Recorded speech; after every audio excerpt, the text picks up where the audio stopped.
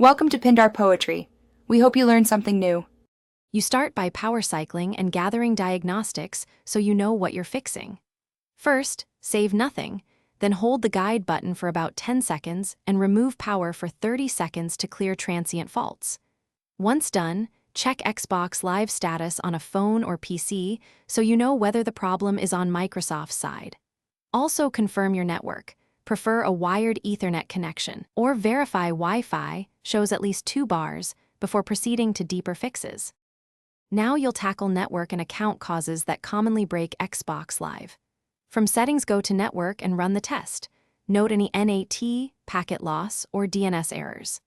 If NAT is strict or DNS fails, clear the persistent MAC address or restart your router and try a wired connection to isolate Wi-Fi issues.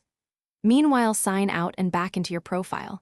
If the profile won't load, remove it and re-add it so cached credentials refresh and permissions reapply.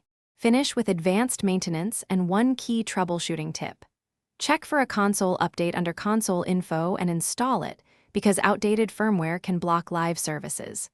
If problems persist, perform a soft factory reset and choose the option to keep games and apps to avoid lengthy reinstalls. Use full reset only as a last resort.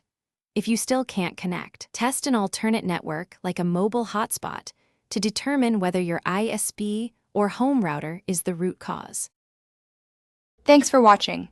Consider subscribing if we helped you.